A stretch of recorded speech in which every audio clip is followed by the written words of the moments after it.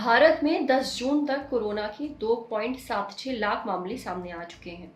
अब 1,35,205 लोग ठीक हो चुके हैं। वहीं एक्टिव केसेस की संख्या है 1,33,632। 7,745 लोगों की मौत हुई है। ये पहली बार है जब भारत में ठीक होने वाले लोगों की संख्या एक्टिव केसेस से ज्यादा हो गई है। ओवरऑल भारत का रिकवरी रेट लगभग 49% के आसपास है। महाराष्ट्र कोरोना के सबसे प्रभावित राज्य है। यहाँ कोरोना के 90,000 मामले सामने आए हैं। वहीं 47% लोग रिकवर हो चुके हैं। रिकवरी रेट के मामले में पंजाब सबसे आगे है और यहाँ 80% लोग रिकवर हो चुके हैं। लोग इस बात की खुशी मना रहे हैं, लेकिन क्या कोरोना से रिकवर हुए लोगों की संख्या पर खुश होना भी सही है? इसके बारे में बात करेंगे, लेकिन उससे पहले इन दो उदाहरण के बारे में बात करते हैं। पहला उदाहरण, भारत में कोरोना वायरस का पहला केस चीन के वुहान से केरल लौटे एक मेडिकल छात्र में मिला था। उसने एक सरकारी अस्पताल में आइसोलेशन में 25 दिन बिताए। फिर केरल की एक 62 वर्षीय महिला ने 42 दिन अस्पताल में बिताए। इस दौरान उनके 22 टेस्ट हुए। आखिरकार 22 अप्रैल को उनका टेस्ट नेगेटिव आया। आमतौर पर किसी बीमारी के इलाज के लिए पूरी दुनिया में इलाज का प्रोटोकॉल एक ही होता है, लेकिन कोरोना को लेकर सर्वमान्य प्रोटोकॉल नहीं बना है। ये बीमारी चीन से निकली थी, तो चीन ने जो तरीके अपनाए उन्हीं को ज्यादातर देशों ने अपना लिया।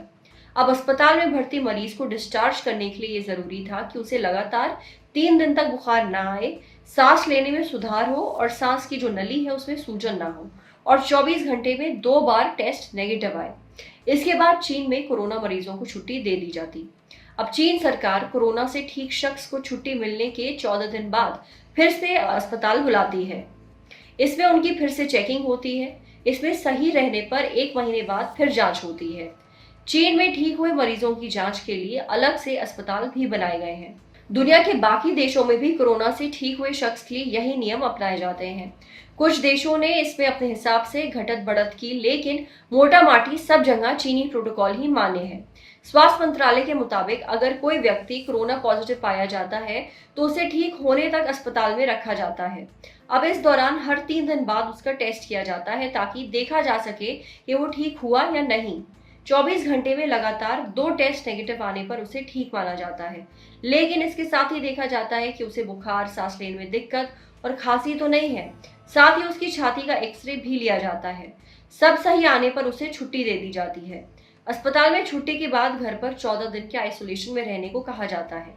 लेकिन 8 मई को सरकार ने गाइडलाइंस बदल दी। कहा कि अब गंभीर रूप से बीमार मरीजों का ही डिस्चार्ज से पहले टेस्ट होगा और उनकी रिपोर्ट नेगेटिव आने का इंतजार किया जाएगा। बाकी मरीजों को बिना टेस्ट के छुट्टी दे दी जाएगी।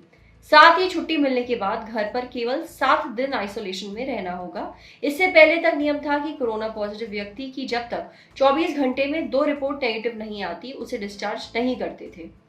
अब मरीजों के हिसाब से सरकार ने अपनी गाइडलाइंस को 3 कैटेगरी में बांटा है। बहुत हल्के या संक्रमण के पहले लक्षण वाले मरीजों के लिए क्या रूल्स हैं? ऐसे मरीजों को कोविड केयर फैसिलिटी में भर्ती किया जाता है। 10 दिन बाद इस तरह के मरीजों को छुट्टी दे दी जाती है, बशर्ते उन्हें लगातार 3 दिन तक बुखार ना आए। छुट्टी देते समय कोई जांच नहीं होती है। छुट्टी देने से पहले अगर किसी मरीज का ऑक्सीजन लेवल 95% से नीचे रहता है तो उसे डेडिकेटेड कोविड हेल्थ सेंटर भेजा जाता है। मॉडरेट लक्षण वाले मरीजों के लिए क्या रूल्स हैं? बदले हुए नियमों के मुताबिक ऐसे मरीजों को डेडिकेटेड कोविड हेल्थ सेंटर में भर्ती किया जाता है। उन्हें ऑक्सीजन बेड दिया जाता है। अगर 3 दिन बुखार नहीं आता है तो अगले 4 दिन तक ऑक्सीजन लेवल 95% तक ही रहता है, तो मरीज को 10 दिन में डिस्चार्ज कर दिया जाता है। इन्हें भी छुट्टी देने से पहले टेस्ट की जरूरत नहीं होती है। जिन मरीजों का 3 दिन में बुखार नहीं उतरता और जिन्हें ऑक्सीजन की जरूरत होती है, उन्हें बीमारी के लक्षण हटने पर ही छुट्टी दी जाती है। गंभीर रूप से बीमार, ऐसे मरीजों को पूरी तरह से ठीक होने पर ही छुट्टी दी जाती है। बीमारी के लक्षण समाप्त होने के अलावा RT-PCR टेस्ट एक बार नेगेटिव आने पर छुट्टी दी जाती है। अब 8 मई को डिस्चार्ज गाइडलाइंस में बदलाव के समय ही कहा गया था कि आने वाले हफ्तों में सक्रिय केसेस के आधिकारिक आंकड़ों में तेज गिरावट देखने को मिल सकती है। तो क्या यही एक वजह है कि भारत में रिकवरी रेट तेजी से सुधरा है?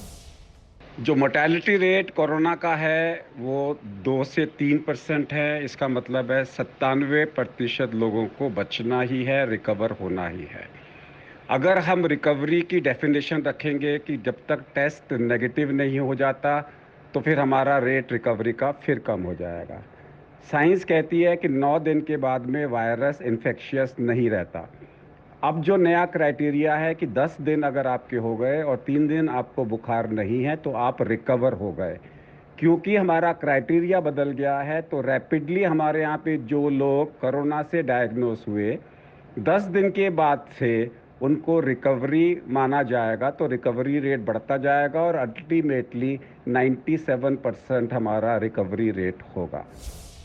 नमस्कार आदाब, मेरा नाम है सरवत। आप देख रहे हैं दी ललन टॉप। ये स्टोरी हमारे लिए हमारे साथी डेविड ने लिखी है।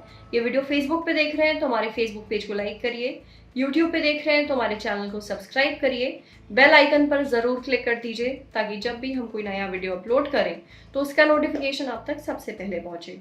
Thank you.